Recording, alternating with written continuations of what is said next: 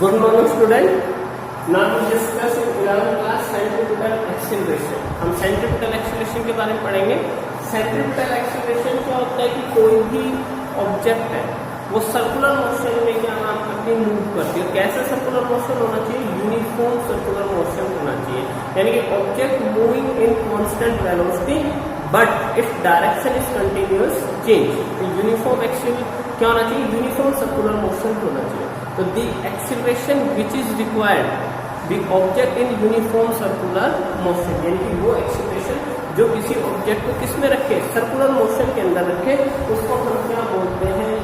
उसको हम centripetal acceleration बोलते हैं. तो the acceleration which is required to an object moving in a circular motion. ठीक है.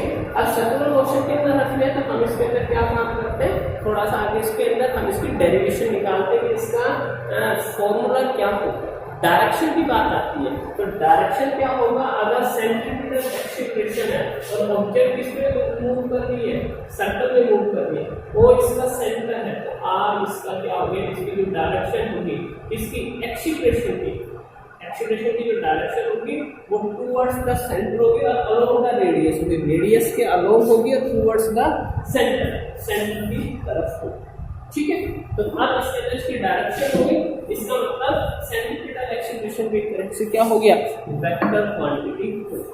अब देखिए हमने पॉइंट P, हमने O पॉइंट लिया है, एक ऑब्जेक्ट पॉइंट लिया है P. O क्या है? ओरिजिन. P एक पॉइंट है जिसका पोजीशन वेक्टर r है. ऑब्जेक्ट P से कहां मूव करती है? P से क्या पॉइंट पे मूव करती है और इससे ये पोजीशन वेक्टर क्या हो गया? r इसका पोजीशन वेक्टर. इनके बीच में जो एंगल आता है वो क्या हो गया? tan theta. तो P और Q तक जाने के लिए जो टाइम लेती है वो टाइम हमारे पास वेरी स्मॉल है और this time P to Q is moving with time delta t. At P point the velocity is given by straight line and it gives the linear velocity at point A. P point के ऊपर linear velocity क्या है? v1. ऐसे ही Q point पे जब भी हमें linear velocity निकालनी है तो कर्व लाइन की हमें क्या लेनी पड़ेगी? स्ट्रेट टेंजेंट ड्रॉ करनी पड़ेगी. टेंजेंट ड्रॉ कर दी, ये v2 हो गया, ये पॉइंट हमारा क्या हो गया इसके अंदर? b. ठीक है. अब क्या है कि हम इसके अंदर क्या दो कंसेप्शन मान रहे हैं कि जो पोजीशन वेक्टर है जैसे r1 है और r2 है, इनकी जो न्यूमेरिकल वैल्यू है पोजीशन वेक्टर, क्योंकि हमने मॉडुलस लगाया है, इसका मतलब इसकी न्यूमेरिकल वैल्यू यानी कि इसका मैग्नीट्यूड. तो p एंड q क्या है? वेरी क्लोज है, यानी कि स्मॉल है. डेल्टा टाइम्स वेरी स्मॉल है, तो ऑब्जेक्ट का p q distance it is very small. So their position vector is also nearly equal. तो नियरली इक्वल रहेंगे, इसमें हम इसको r लिखते हैं. इसी प्रोसेस के हिसाब से जो वेलोसिटी है, क्योंकि ये भी वेक्टर क्वांटिटी है और इसके भी हम न्यूमेरिकल वैल्यू निकालेंगे तो वो भी लगभग कैसे आएगी? इक्वल आएगी, पर थोड़ी थोड़ी चेंज मिलेगी, पर कैसी आएगी? ये इक्वल आएगी. तो r और v यानी कि v1 v2 v ये किस वजह से है? टाइम जो हमने ना डेल्टा के बहुत स्मॉल लिया है, बहुत स्मॉल लेने की वजह से p और q पॉइंट क्या है? Very close to each other. इसलिए हम P और Q पॉइंट को एक सिंगल पॉइंट बना लेते हैं. P Q को हम क्या बना लेते हैं? सिंगल पॉइंट, और उसको नाम दे देते हैं P डैश. ठीक है. तो ये तो हमारे पास हो गया V1 और ये हमारे पास क्या हो गया? V2. This is V1 and this is our V2. अब जब क्या कर रही है V1 से V2 की तरफ, तो V1 से V2. V1 का नाम क्या है? A. V2 का नाम क्या है? B. किस तरफ मूव कर रही है? A से B की तरफ मूव कर रही है. ठीक है. ये एंगल हमारे पास क्या हो गया? डेल थीटा, क्योंकि स्मॉल है तो एंगल हमारे पास क्या हो गया? स्मॉल. अब according to definition of angular velocity omega is equal to del theta by del t. This is our first equation. Omega is equal to del theta by del t. ठीक है. अब हम यहां से क्या काम करते हैं? यहां से हम इस ab की वैल्यू निकालते हैं. कैसे निकालेंगे? In triangle. हम ट्रायंगल ले लेते हैं. कौन सा ले लेते हैं? P dash AB. और क्या अप्लाई करेंगे? Triangular law. क्या अप्लाई करेंगे? ट्रायंगुलर. ट्रायंगुलर लॉ क्या होगा? ट्रायंगुलर लॉ का इन दोनों का ऑर्डर क्या है? सेम. ये इसका अपोजिट. तो इन दोनों के सेम ऑर्डर का रिजल्टेंट ये वाला। तो क्या लिखेंगे हम लिखेंगे P dash B is equal to P dash A plus AB। हमें फाइंड आउट क्या करना है, AB। तो AB फाइंड आउट कर ले, तो AB is equal to P dash B minus P dash A। P dash B is V2, P dash is V1, V2 minus V1 is equal to AB and this AB is equal to del V, क्योंकि AB final velocity minus initial velocity, final velocity minus initial velocity, that is change in velocity।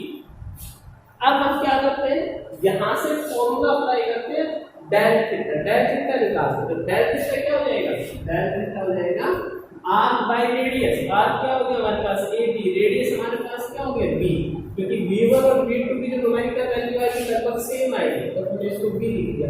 AB को क्या represent करते हैं, AB को del v, तो ये आ जाएगा del v by v। This is our second equation.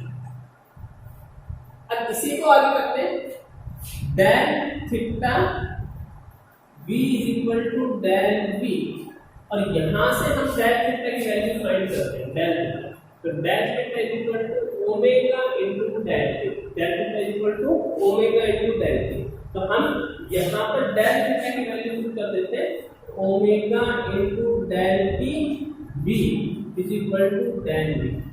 इस डेल टी को इसके नीचे ले आएंगे, तो its come out to be omega v is equal to del v by del t, और del v by del t is acceleration, change in velocity by time taken, change in velocity by time taken, and this is called acceleration. So this is our acceleration A, omega v is equal to centripetal acceleration AC। अब देखिए, कल मैंने कहा था कि linear velocity और angular velocity के बीच में रिलेशन लर्न होना चाहिए। तो linear velocity and its angular velocity, ठीक है, linear velocity and in angular velocity. तो लीनियर वेलोसिटी देखिए क्या रिलेशन है, linear velocity is equal to angular velocity omega. बहुत इंपॉर्टेंट रिलेशन है, बहुत बार यूज होता है, v is equal to omega into r। अब पुट कीजिए ओमेगा, और ये हो गया omega r into ac, omega square r equal to ac। This is our first, ये हमारा फर्स्ट पार्ट हो गया, यानी कि फर्स्ट इसका डेरिवेशन निकल रहा है। अब इसको हम और लिख सकते हैं, तो इसी प्रोसेस से लिखेंगे कि हम ओमेगा की वैल्यू पुट कर दें इस रिलेशन से, यहाँ वाले रिलेशन से हम ओमेगा की वैल्यू पुट कर दें। तो omega is equal to v by r, omega is equal to v by r, तो this is v square by r square into r is equal to AC, r से r cancel, v square r is equal to AC, v square by r is equal to AC। तो there are two formula, दो formula, अगर angular velocity given है तो this, और linear velocity given है तो बस ये। अब देखिए, ये हमारे पास आ गया इस तरह। अब ये हमारी डेरिवेशन होगी सेंट्रिपिटल एक्सीलरेशन की। अब एक छोटा सा कॉन्सेप्ट और बच्चे थोड़ा सा और कर दिया, क्या है कि देखिए एक ऑब्जेक्ट किसमें मूव कर रही है, सर्कुलर मोशन के अंदर। तो ये देखिए सर्कुलर मोशन में मूव, ये ऑब्जेक्ट सॉरी सेंटर है और ये हमारी ऑब्जेक्ट। अब ये मूव कर रही है, अगर सर्कुलर मोशन में मूव करेगी तो इसका एक्सीलरेशन AC, और अगर हमने जैसे ही इसको छोड़ दिया, जैसे ऐसे पत्थर को लिया हमने रोटेट करके जैसे छोड़ दिया, तो ऑब्जेक्ट जैसे रहेगी स्ट्रेट। तो ये कौन सा एक्सीलरेशन कहलाएगा, टेंजेंशियल एक्सीलरेशन। कौन सा एक्सीलरेशन कहलाएगा, it is the tangential acceleration, this is our centripetal acceleration. अब देखिए, क्या आपने 11th में 10th में पढ़ा है कि ये कोई टेंजेंट है और ये रेडियस है, उसके बीच में एंगल हमेशा कैसा होता है, टेंजेंट और उसके बीच में एंगल 90, तो इनके बीच में एंगल होगी 90। और अभी मैंने बताया था, हमने 2-3 दिन पहले डिस्कस किया था, अगर आप पढ़ रहे हैं तो क्या होगा कि दोनों, अगर कोई भी वेक्टर क्वांटिटी है और दोनों एक दूसरे के टेंजेंट है, उसका रिजल्ट कौन देगा, रेक्टेंगुलर कंपोनेंट यानी कि डायगोनल देगा। तो डायगोनल का हम रिजल्ट किससे देंगे, पाइथागोरस थ्योरम से। तो जो टोटल एक्सीलरेशन आएगा, वो टोटल एक्सीलरेशन आएगा इज इक्वल टू AC का स्क्वायर प्लस AB का स्क्वायर और अंडर रूट। ठीक है, this is the total acceleration. If पहला case, if AT is 0 then A is equal to AC। तो यानी कि टेंजेंशियल अगर एक्सीलरेशन नहीं है तो उसके अंदर सिर्फ सेंट्रीपिटल एक्सीलरेशन मिलेगा और it's meaning is move in circular path. ये किसमें जाएगा, सर्कुलर पाथ के अंदर जाएगा। इफ सेकंड आ जाता है, if AC is 0 then A is equal to AT और इसके ऊपर कौन सा लगेगा, टेंजेंशियल एक्सीलरेशन, यानी कि ऑब्जेक्ट किसमें जाएगा, स्ट्रेट लाइन में चला जाएगा, सर्कुलर पाथ से किसमें चला जाएगा, स्ट्रेट लाइन के अंदर मूव करेगा। ठीक है, तो यहाँ आके हमारे इस चैप्टर की थ्योरी खत्म हो जाती है। नेक्स्ट हम न्यूमेरिकल करेंगे कुछ और फिर अपना थर्ड यूनिट स्टार्ट करेंगे। ठीक है, जरूर वीडियो को जरूर देखिए और अपनी जूम क्लासेस कंप्लीट रखिए, वीडियो देखिए, जूम क्लासेस कंप्लीट रखिए और अपनी प्रॉब्लम को शेयर कीजिए। ठीक है, थैंक यू।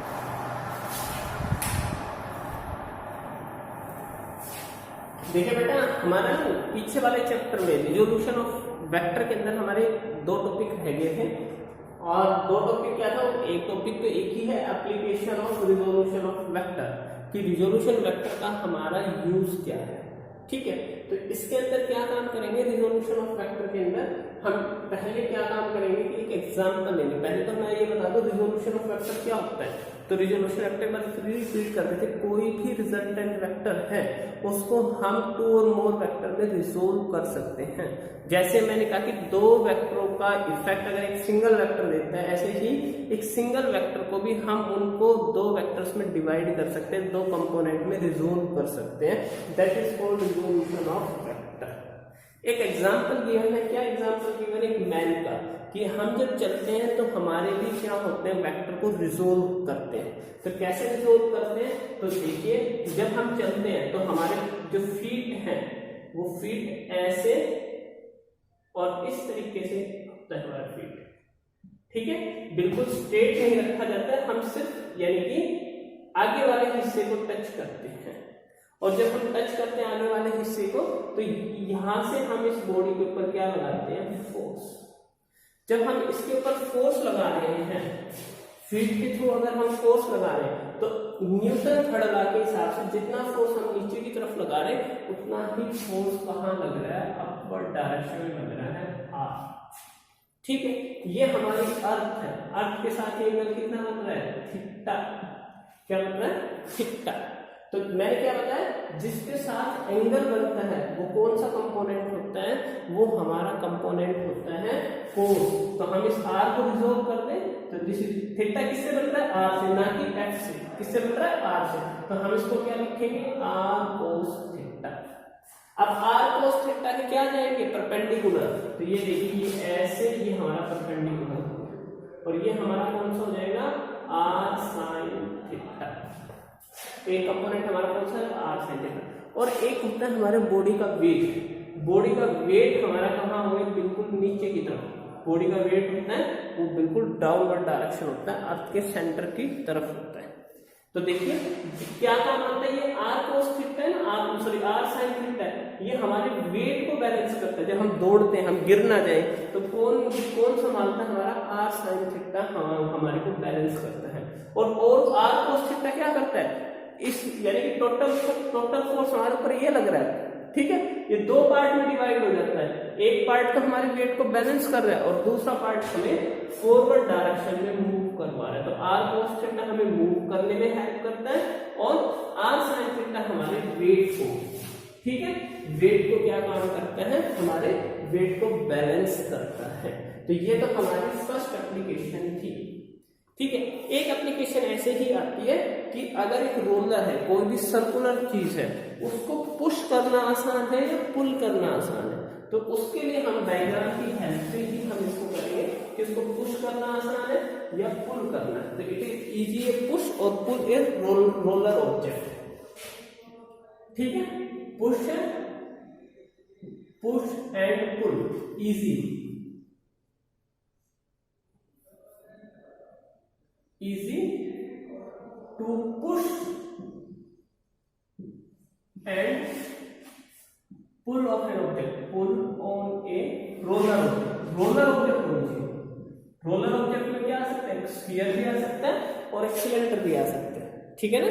तो आप देखते हैं ना सिलेंडर वाला क्या काम करता है, लात मार मार के लेके जाता है, उठाने से बढ़िया है वो ऐसे बड़े शहरों में जाओगे तो उसको किक करता चलता है और वो रोल करता है, तो वो काम क्या है, रोलिंग करवाना आसान होता है, ठीक है, उठा के ले जाना है। इसीलिए easy to push and pull on. अब पुश और पुल में कौन आसान है वो देखना है, ठीक है।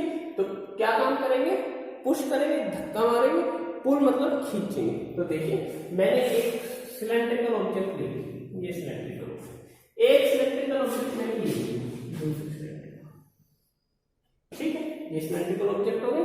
तो ये हमारे पास एक सिलेंड्रिकल ऑब्जेक्ट हो गया, ठीक है। अब इसके अंदर मैं क्या काम करता हूं, पुश करता हूं, ठीक है, ऐसे धक्का मारता हूं। तो मैंने इसको पुश किया, तो ये मैंने फोर्स लगाया, ऐसे बॉडी से धक्का मारूंगा तो ऐसे फोर्स लगेगा, पुश किया। ये मैंने अर्थ से पैरेलल एक लाइन ड्रॉ कर, ऑब्जेक्ट का वेट, ये ऑब्जेक्ट का वेट हो गया mg क्या हो गया, ऑब्जेक्ट का वेट हो गया।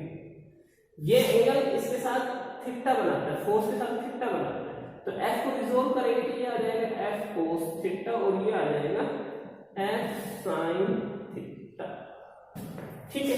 अब यही काम इसमें करते हैं, मैंने इसको खींचूंगा तो ऐसे अपनी तरफ, तो ये मैंने इसको खींचा, ठीक है, यानी पुल किया, ये मैंने पुश किया, तो ये पुल किया, पुल करने से ये एक हॉरिजॉन्टल लाइन ड्रॉ की है, ये स्ट्रेट लाइन हॉरिजॉन्टल, ये हमारे पास एंगल हो गया थीटा। मैंने अपनी तरफ f फोर्स से पुल किया, ऐसे पुल किया, ये अर्थ है, अर्थ के पैरेलल बिल्कुल लाइन ड्रॉ की और ये फोर्स उसके साथ कितने एंगल बना रहा है, थीटा। वेट ऑब्जेक्ट का वही डाउनवर्ड है। अब ये f है तो ये क्या हो गया, f cos थीटा, ये मेरे पास क्या आ गया, f sin थीटा। अब देखिए ये दो फोर्सेस हैं, दोनों फोर्स की डायरेक्शन क्या है, अपोजिट। जब दो वेक्टर क्वांटिटी हो और उनकी डायरेक्शन अपोजिट हो तो उनका रिजल्ट कैसे देखते हैं, सब्ट्रैक्ट करके, यानी कि टोटल जो रिजल्ट आएगा वो आएगा f mg minus f sin theta. इसका मतलब वेट में से कोई चीज क्वांटिटी कम हो गई, वेट में से कोई चीज क्वांटिटी कम हो गई, इसका मतलब ये हल्का हो गया। और इसमें क्या है, वेट के अंदर ये चीज ऐड हो गई, दोनों सेम डायरेक्शन में ऐड हो रही है, तो इसका मतलब ये क्या हो गया, इसमें फोर्स ज्यादा लगेगा, इसमें फोर्स क्या लगेगा, कम। तो क्या क्या जरूरी है, रोलर ऑब्जेक्ट के लिए पुल जरूरी है, ठीक है ना। पुश की बजाय क्या जरूरी है, पुल ज्यादा जरूरी है। तो पुल इजी पड़ता है, पुल में कम वेट लगाना पड़ता है, पुश में हमें ज्यादा वेट लगाना पड़ेगा। तो ये टॉपिक हमारा बचा था इससे पीछे वाले चैप्टर का, जिसमें ये एप्लीकेशन बची थी, application of resolution of vector. आपको ये एप्लीकेशन कोर्स करनी है। चलिए, थैंक यू।